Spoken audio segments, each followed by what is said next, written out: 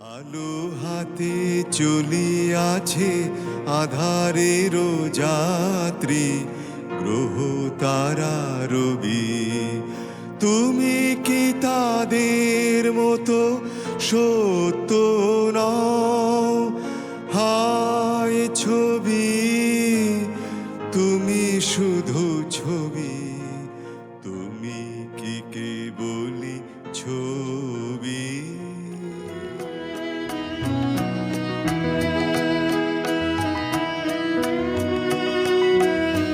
তুমি কেমন করে গান করো হে গুণী, আমি অবাক হয়ে শুনি, কেবল শুনি।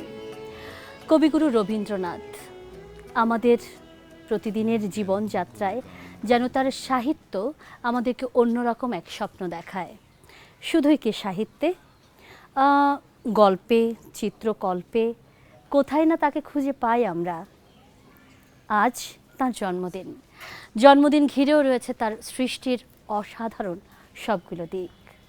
আসুন না আজ এমনই একটি বিশেষ দিনে কজন বিশেষ মানুষের কথা আমরা শুনি, যাদের অনুপ্রেরণা হয়ে কবিগুরু রবীন্দ্রনাথ ঠাকুর প্রতিদিন তাদেরকে বারবার করে মনে করিয়ে দিচ্ছেন।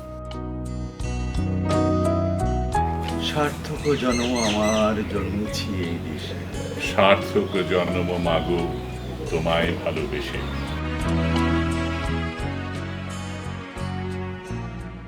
আমার মুক্তি আলোয় আলোয় এই আকাশে, আমার মুক্তি আলোয় আলোয়, আমার মুক্তি ধুলায় ধুলায় ঘাসে ঘাসে এই আকাশে, আমার মুক্তি আলোয় আলোয়। সকলেই আমাদের প্রিয় ব্যক্তিত্ব, আমাদের অগ্রজ ইকবাল বাহার চৌধুরী, সাদে মোহাম্মদ, শামীম আরা নিপা, শিবলি মোহাম্মদ। বিশেষ দিনের বিশেষ মুহূর্তে প্রিয় কজন ব্যক্তিত্বকে সাথে নিয়ে জন্মদিনের বিশেষ আয়োজন। আমি ধরা দিয়েছি গো আকাশের পাখি, নয়নে দেখেছি তব নতুন আকাশ। কবিগুরু রবীন্দ্রনাথ ঠাকুর কখনো গল্পে, সাহিত্যে, যদি চিত্রকল্পের কথা বলি, যদি এই প্রকৃতির মাঝে খুঁজে নেবার চেষ্টা করি, সবখানেই আমরা তাকে কোনো না কোনোভাবে আমাদের ভাবনায় তাকে কেন যেন আমরা সৃষ্টি করতে পারি মনের মাঝে। এমনই সৃষ্টিশীল কজন প্রিয় ব্যক্তিত্বকে নিয়ে আজকে আমরা এই অনুষ্ঠান সাজিয়েছি। আমাদের এই আড্ডায় কিংবা গানে, কখনো গল্পে, কবিতায় আমরা কবিগুরুকেই খুঁজে নেব। আজকে আসলে কি আমরা গতানুগতিক কোন অনুষ্ঠানে আছি কি মনে হয়? ভীষণ ভালো লাগছে, সবকিছু পাখির শব্দ, হ্যাঁ অপূর্ব। আর রবীন্দ্রনাথ 156তম জন্মদিন, তো 156 বছর পরে আমরা আজকে মানে রবীন্দ্রনাথকে নিয়ে ভাবছি। এখনও যতদিন বাঙালি, রবীন্দ্রনাথ একসময় বলতেন, সবসময় একটু আত্মবিশ্বাস নিয়ে বলতেন, কোনো অহং নিয়ে বলতেন না, যে বাঙালি যতদিন থাকবে আমার গান তারা গাইবেই। মানে এর কোনো বাইরে ভাবার আমার মনে সুযোগ কোনো একটা জায়গা নেই যে বলে যায়নি কোনো কথা। রবীন্দ্রনাথকে স্মরণ করছি আজকে থেকে নয়, অনেক অনেক বছর থেকে। এবং 1956 সালে নৃত্যনাট্য হয়েছিল শ্যামা, শান্তিনিকেতন থেকে শান্তিদেব ঘোষের নেতৃত্বে এখানে একটা মোহর দিয়ে এসেছিলেন কণিকা বন্দ্যোপাধ্যায়। ঢাকার সেই নিউ পিকচার্স হাউস বলে একটা হল ছিল, যেটা পরে সাবিস্তান হলো, এখন আছে কিনা জানি না। সেখানে হয়েছিল নৃত্যনাট্য শ্যামা, এবং তখন প্রথম আমরা নৃত্যনাট্য যে কি আমরা দেখলাম। তারপরে আবার ওই রবীন্দ্র জন্ম শতবার্ষিকীর সময় অনেক হইচই হয়েছিল, যদিও কিছু সরকারি 1961-তে বেশ কিছু নৃত্যনাট্য হয়েছিল। তারপরে ড্রামা সার্কেলের পক্ষ থেকে নাটক হয়েছিল, 3টে নাটক হয়েছিল। এই সব ইঞ্জিনিয়ার্স ইনস্টিটিউটে কবিতা পাঠের আসর হয়েছিল। তখন বেশ কয়েক মাস ধরে চলেছিল এবং খুব ভালো প্রোগ্রাম হয়েছিল, আমার মনে আছে, আমরা নিজেরা অংশ নিয়েছিলাম। তারপরে 125 যখন হলো, আমি অবশ্য তখন আমেরিকায়, সেখানেও আমরা ছোটখাটো একটা প্রোগ্রাম করেছিলাম। 125 লন্ডনে কাহিনীটা সত্যি আমাদের মনে আছে, যে আমরা লন্ডনে ইয়েতে শ থিয়েটার হলে এবং কুইন এলিজাবেথ হলে এত বড় আকারে হয়েছিল, যেখানে শান্তিদেব ঘোষ, কণিকা বন্দ্যোপাধ্যায়, মায়া সেন, আরও কে না, মানে সবাই বাংলাদেশ থেকেও, সঞ্জিদা খাতুন, ফাহমিদা খাতুন, তারপরে নাচে বন্যাদি, তারপরে গেছিল নূর ভাইরা গেছিল, মানে নাগরিক নাটকের দল। মানে এটা হিউজ অভিজ্ঞতা, মানে আমি ভাবতে পারি না, মানে আমার জীবনে ওইরকম একটা শুরুর দিকে যদি এত চমৎকার একটা অভিজ্ঞতা হয়, আমরা একটা মানুষকে অনেক দূর মানসিকভাবে এগিয়ে নিয়ে যায়, যেটা আমার হয়েছিল। আমাদের একটা বিষয় জানতে ইচ্ছে হয়, হয়তো আজকের এই অনুষ্ঠানে সাদি মাহমুদ তিনি রবীন্দ্রনাথের গান করেন এবং তার মাঝে রবীন্দ্রনাথ কিভাবে স্থান করে নিয়েছেন তা ইতোমধ্যে আমরা সবাই অনুভব করি।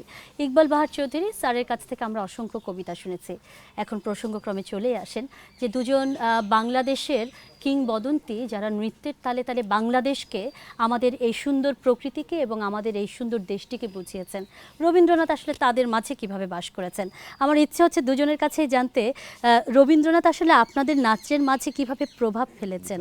আমি প্রথমে শামীমা রানীপা আপনার কাছে জানতে চাই। বাপা, আমার কাছে মনে হয় একটা মুক্ত আকাশ, যেখানে গিয়ে আমি নিঃশ্বাস নিতে পারি, যেখানে যে জায়গাটা দাঁড়িয়ে আমি বলতে পারি আমি একজন মানুষ, আমি আমার সমস্ত জিনিস তুলে ধরতে পারি, মেলে ধরতে পারি। একটা জায়গা নেই যেখানে রবীন্দ্রনাথ তার ছোঁয়ার মানে রেখে যায়নি। একটা জায়গা নেই যেখানে আমি ভাবতে পারি যে এটা আমি আগে ভেবেছি। সব কিছুই উনি ভেবে রেখেছেন এবং সেইটাই যদি আমরা খালি অনুভব করি তাহলে জীবনটা অনেক সুন্দর হয়ে যায়। আর আপনাদের নাচে আসলে প্রভাব, যেহেতু রবীন্দ্রনাথের আপনারা গীতি নৃত্য করছেন, আপনারা সে নাটকের মাধ্যমে নাচ দিয়ে আসলে সেটা তুলে ধরছেন। আমি এই প্রসঙ্গে যদি বলতে যাই তাহলে আমি বলবো যে আমার সামনে যে দুজন আছেন এবং সঙ্গে আমি আরেকজনকে স্মরণ করব, আমাদের কাজী আরিফ, যিনি মাত্র কিছুদিন আগে মারা গেলেন। মানে এই কিছু কণ্ঠ আমার জীবনে এবং রবীন্দ্রনাথের সংশ্লিষ্ট সেই জায়গাগুলো একটু বলতেই হয় জন্য যে রবীন্দ্রনাথের নৃত্যনাট্যই কিন্তু আমি যে পুরুষ নৃত্যশিল্পী, আমার পৌরুষ দীপ্ত একটা শরীর বা আমার নাচের যে মুদ্রা, এগুলো আমি কিন্তু এই সুযোগ পেয়েছি শুধু যখন বাল্মীকি প্রতিভা করতে গেছি, অথবা অর্জুন করতে গেছি, অথবা বজ্রসেন করতে গেছি। মানে যেই চরিত্রগুলো করতে গিয়ে মনে হয়েছে হ্যাঁ একজন পুরুষের মতোই নাচা উচিত। বা ইকবাল বাহার চৌধুরী, ইকবাল ভাইয়ের যখন কবিতাগুলোর সাথে নাচ করেছি, আরিফ ভাইয়ের কবিতার সঙ্গে নাচ করেছি, তখন মনে হচ্ছে যে, এবং সব রবীন্দ্রনাথ, এবং এই রবীন্দ্রনাথ কিন্তু সত্যিকার অর্থে আমাদের নৃত্য জগৎকে এত সমৃদ্ধ করেছে, যেটা এত আধুনিক। আজও আমরা সবসময় চিত্রাঙ্গদার সেই জিনিসগুলো নিয়ে আমরা ফাইট করছি, নারীর অধিকার। কত আগে উনি বলে গেছেন যে আমাকে সমান অধিকার দাও, আমাকে পূজা করার দরকার নেই, আমাকে তোমরা অবহেলা। আমার কথা বলছো না কিন্তু।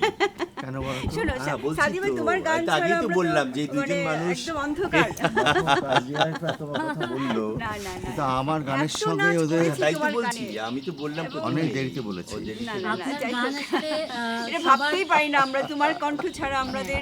আমি তো মানে বললাম পথ কিছু চলায় কণ্ঠের অনেকটা জন্যই সমৃদ্ধ আজকে হয়েছে, আজকে অনেক, আমি হয়তো যদি বলো শিবলি মোহাম্মদ হয়েছি, তার পিছনে এই কণ্ঠগুলোর অনেক বিশাল একটা অবদান, ভূমিকা রয়েছে। বিশাল অবদান। আসলে মৌসুমী, আমি যখন গান রেকর্ড করতাম, আমার কেন একটা অবচেতন মন থেকে আমার গানগুলো যখন রেকর্ড হতো, আমি তো নিজের গানের কম্পোজিশন আমি করতাম, মিউজিক কম্পোজিশন। সেখানে দেখা যেত যে আমি কোথাও একটা অবচেতন মন থেকে আমার নাচের সুযোগগুলো চলে। আমাকে অনেকে যে বলতো, কারণে আমার মনে হয় ম্যাক্সিমাম ডান্সার সাদি ভাইয়ের কণ্ঠে নাচ করেছে। আমরা নাচের জগৎ কৃতজ্ঞ, একদম। হাইয়েস্ট ছেলে নাম্বার বলো, অফ মেয়ে ছোট বলো, ছোট ছেলে মেয়েরা আসছে, তাও সবাই, কিন্তু ওরা আমার সাদি গানের ভাইয়ের সঙ্গে। সিডি ছাড়া চলবে। তা আমাকে অনেকে বলতো, আপনার ভাই নাচে, তাই ইচ্ছে করে আপনি নাচের মতো মিউজিক করে দেন। আমি বলছি না, আসলে রবীন্দ্রনাথের গানের আমি শান্তিনিকেতনে এত বছর থেকেছি, ওখানে দেখেছি, ওখানে যদিও মণিপুরি ব্যাপারটা একটু বেশি, কত্থকের ব্যাপারটা শান্তিনিকেতনে উনি পারেননি। উনি চেষ্টা করেছিলেন রবীন্দ্রনাথ কত্থককে আনতে শান্তিনিকেতনে, কোনোভাবে উনি পারেননি।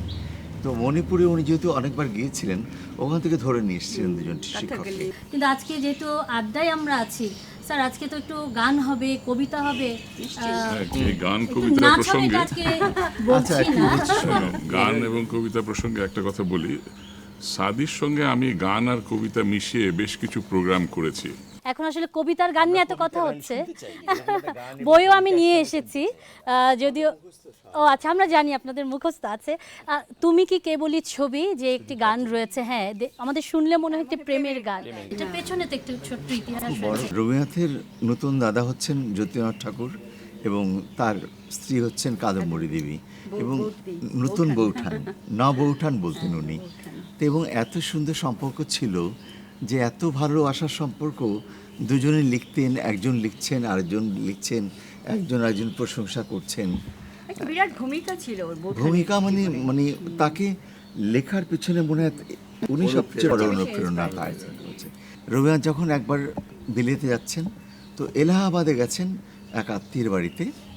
এলাহাবাদে মানে আত্মীয়ের বাড়িতে দরজাটা খুলেছে, খুলেই দেখতে পাচ্ছে বড় একটা ফ্রেমে তার নতুন বউঠানের ছবি। আচ্ছা, তো উনি দেখে না কেমন যেন একেবারে বিমূঢ় হয়ে গেলেন, আর মানে কি ভাবছেন এবং বিষাদগ্রস্ত হয়ে গেলেন। উনি তার ঘরে গিয়ে লিখলেন, তুমি কি কেবলই ছবি, শুধু পটে লেখা। আসলে আমাদের সকলের জীবনেই রবীন্দ্রনাথ এমন একটা অবস্থানে আছেন, এমন একটা জায়গায় আছেন, আমাদের দুঃখ, বেদনা, ভালোবাসা, প্রেম, প্রীতি, মানে আরাধনা, সব কিছু যদি আমরা চিন্তা করি, ভাবি, সেখানে রবীন্দ্রনাথ আছেন। এবং একটা জিনিস যেটা রবীন্দ্রনাথ আমাদের সকলকে আমাদের নানান জীবনের নানান সময়ে নানান দুঃখ বেদনার সঙ্গে একটা ইন্সপিরেশন, একটা যেন ওখান থেকে কিছু আমরা পেলাম। দুঃখ এড়াবার আশা নেই জীবনে, Exactly. দুঃখ সইবার সুখী যেন পাই মনে। আমরা যে গানটা নিয়ে কথা বলছিলাম, আমরা কি সেই গানটা শুনবো না? আমরা একটু কবিতা শুনতে চাই, গানটা শুনতে চাই। বইটা আমি স্যার হাতে বইটা তুলে দিচ্ছি। কবিতা গান হবে, চলো একটু ঘুরে আসি। হ্যাঁ, এত সেটাই সুন্দর ভালো, সেটাই প্রকৃতি, ভালো, তাই না? চমৎকার একটা জায়গাটা খুব জায়গা, সুন্দর। সুন্দর হ্যাঁ, জায়গা। আমরা ঘুরে আসি, চলো। তুমি কি কেবলই ছবি, শুধু পটে লেখা? ওই যে সুদূর নিহারিকা, যারা করে আছে ভিড় আকাশের নীড়, ওই যারা দিন রাত্রি আলো হাতে চলিয়াছে আঁধারের যাত্রী, গ্রহ তারা রবি, তুমি কি তাদের মতো সত্য নও? হায় ছবি, তুমি শুধু ছবি, তুমি কি কেবলই ছবি, শুধু পটে লেখা? ওই যে সুদূর নিহারিকা, যারা করে আছে ভিড় আকাশের নীড়, ওই যারা দিন রাত্রি আলো হাতে চলিয়াছে আধারের যাত্রী, গ্রহ তারা রবি, তুমি কি তাদের মতো সত্য নও? হায় ছবি, তুমি শুধু ছবি, তুমি কি কেবলই ছবি। নয়ন সম্মুখে তুমি নাই, নয়নের মাঝখানে নিয়েছো যে ঠাঁই। নয়ন সম্মুখে তুমি নাই, নয়নের মাঝখানে নিয়েছো যে ঠাই। নয়ন সম্মুখে তুমি নাই, নয়নের মাঝখানে নিয়েছো যে ঠাঁই। আজি তাই শ্যামলে শ্যামল তুমি, নীলিমায় নীল। আমার নিখিল তোমাতে পেয়েছে তার অন্তরের মিল। নাহি জানি, কেহ নাহি জানে, তবু সুর বাজে মোর গানে। কবির অন্তরে তুমি কবি, নও ছবি, নও ছবি, নও শুধু ছবি। নও ছবি, নও ছবি, নও শুধু ছবি, তুমি কি কেবলই ছবি।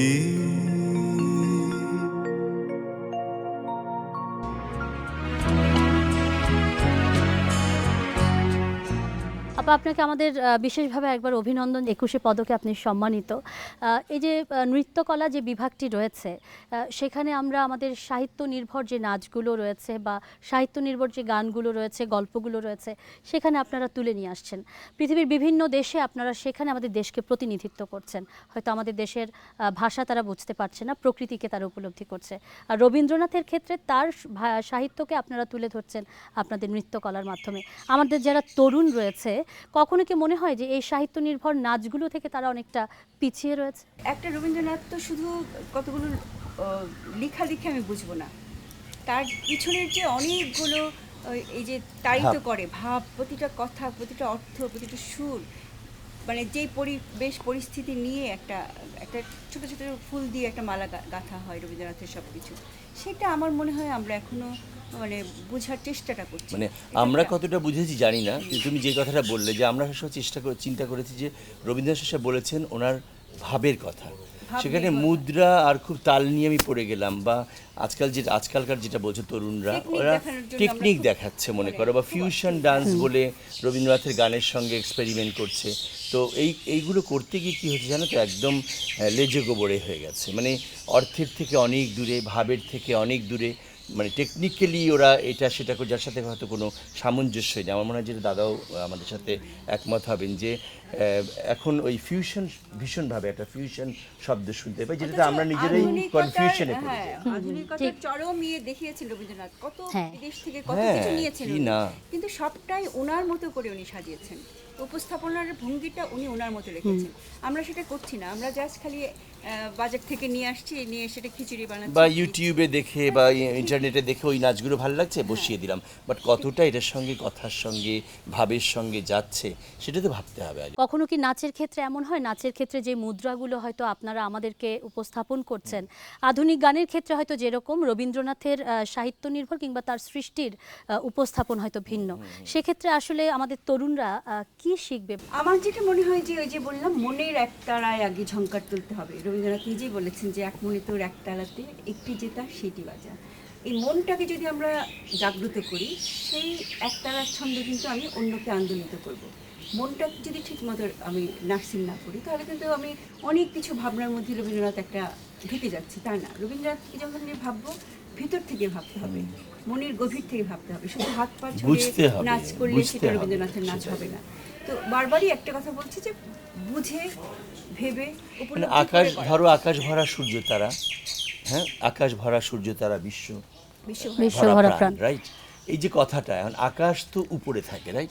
মানে আমি যদি টেকনিক্যালি ফিউশন করতে গিয়ে মাটিতে গড়াগড়ি খেয়ে ডিগবাজি খেয়ে দিলাম, বিশ্বভরা প্রাণটা উঠলাম, বা এই আকাশ ভরা সূর্য তারা, এটা এই যে মাটির মধ্যে ডিগবাজি খেলাম, আকাশ তো উপরে। তো আর এইটা সবচেয়ে বুঝতে ভাবটা, যদি, এই যে ভিতরের বোঝার ভাবটা, শক্তিটা সবচেয়ে বড় অর্জন দরকার। করতে হবে, আর বুঝতে হবে রবীন্দ্রনাথকে, তাহলেই সব সহজ। নাচতেও হয় না, তুমি না, যদি একটা নাচতে গান হয়। করো, এক লাইন করো, আমি নাচ ছাড়া, মুদ্রা ছাড়া, আমি শুধু এক্সপ্রেশনেই আমার এই এটাই কিন্তু শরীরটা অনেক- দিয়েই বোঝাতে পারবো অনেক যে বেশি তুমি বোঝানো কি হয়, কেবলই হ্যাঁ। ছবি। উনি একটু দাদা বলুক, আমি আর নিপা দেখো করে দিচ্ছি। স্যার আপনি একটু বলবেন তাহলে আজকে হতে পারে। আজি এ প্রভাতে রবির কর, কেমনে পশিল প্রাণের পর, কেমনে পশিল গুহার আধারে প্রভাত পাখির গান, না জানি কেন রে এতদিন পরে জাগিয়া উঠিল প্রাণ। আপনাদের অসংখ্য ছাত্রছাত্রী রয়েছে, কিন্তু আপনারা যেভাবে রবীন্দ্রনাথকে ধারণ করেন, তাদের মাঝে রবীন্দ্রনাথ আসলে তারা যে ধারণ করছে, সেটা কি শিক্ষক হিসেবে আপনারা অনুভব করেন? সব ব্যাপারে যে সফল আমরা বলবো না, এটা সম্ভব হয় এটা না। হয় কি যে স্কুল বলো, পরিবার বলো, আমরা যেমন পারিবারিকভাবে ওই সময়টা একটা ব্যাপার ছিল, সবাই ঘরে কিছু না না পারলেও একটা মানে রবীন্দ্রনাথের কবিতার বই থাকতো, সেটা পড়া হতো। এখন মনে হয় সেই জিনিসটা ইংলিশ না, মিডিয়াম এখন বা এই সেই ফেসবুক বলো, হ্যাঁ। ট্যাব বলো, এগুলোতে এরা এত এত ইনভলভ হয়ে ব্যস্ত। গেছে। তারপরেও কিন্তু আমরা আমাদের স্কুল, যেটা আমাদের নৃত্যাঞ্চল, আমরা ওখানে কিন্তু থিওরি পড়াবার জন্য সাবজেক্টই আছে, যিনি টিচার, উনি সকলকে এই জিনিসগুলো পড়ান, মানে আমরা ঢুকানোর চেষ্টা করি। ঢুকাবার চেষ্টা করি। বা একটা নৃত্যনাট্য যখন আমরা করি, ওদের স্টোরিটা বলি, বা একটা গানের সময় রবীন্দ্রনাথের গান নিয়ে যখন নাচটা করি, কেন এই আকাশ ভরা সূর্য তারা, বিশ্বভরা প্রাণটা, কেন এই আকাশ দেখেই আমার আকাশটার দিকে বিস্ময়, বলা ওই উচিত, জিনিসগুলো। বা এগুলো আমরা বিস্ময়, আগে explain এই করে এক্সপ্রেশনগুলো, তারপরে- এগুলো আমরা ওদেরকে বোঝাবার চেষ্টা করি। কিন্তু আমি মনে করি এটা পরিবারের খুব বড় দায়িত্ব, এবং স্কুল, প্রত্যেকটা স্কুলের কিন্তু এই দায়িত্বটা। আমরা কিন্তু ছোটবেলায় এত হ্যাঁ। কিছু যাই করেছি, এই স্কুল নির্ভর এই শিক্ষাটা কিন্তু আমাদের মধ্যে আজও আছে। তো আমি মনে করি স্কুল এবং পরিবার যদি সঠিকভাবে সচেতন হয়, তাহলে রবীন্দ্রনাথকে চিনতে বাধ্য। মৌসুমি, আমার যেটা মনে হচ্ছে যে আমার আমার এবং ইকবাল দাদা দুজনেই খুব প্রিয় একটি গান আছে, কৃষ্ণকলি।